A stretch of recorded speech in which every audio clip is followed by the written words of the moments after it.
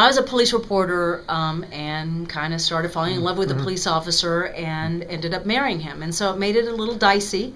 But I was always that aggressive reporter. I never believed in backing up. And one day I did a story, and this is actually when I was at the newspaper, and I did a story that made the chief of police and one of his ranking commanders absolutely furious at me.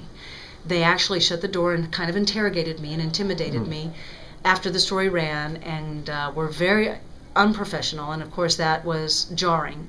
My boss called them and said, if you ever have a problem with the story she did, you can contact me. But the bottom line was, so many reporters think, I can't upset a police chief or the mayor or a council member because my job is to make them happy. It isn't our job to make them happy. It is our job to put them on the spot on things that they are doing as an official. We represent the viewers. We don't represent a council member or a mayor. We represent the viewers. And everybody's always fearful. If we make them mad, they will never talk to us again. They're our source. They're not our source. And I was welcomed and actually apologized to by the chief of police and the commander the following day, and never missed a story.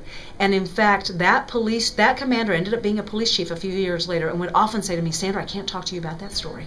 I'm not going to talk to you about that story. And I'd say, that's fine, but you're going to look bad, because if you don't respond to what I'm asking you, I'm going to have to say, Henry Garrett had no comment. Henry Garrett would not talk to me about it. That's going to make you look worse. Never. As Henry Garrett, who is a well-known member of the community, who's been a council member since and a mayor, will admit, he never, ever, ever told me not to come in and get an interview. Sometimes he didn't want to do it, and he always granted me an interview because he knew I was just being fair and I had to do my job. We're just doing our job, and they need to understand that. And journalists a lot of times will shy away from doing the really great story on an official because they're a source. They're not a source.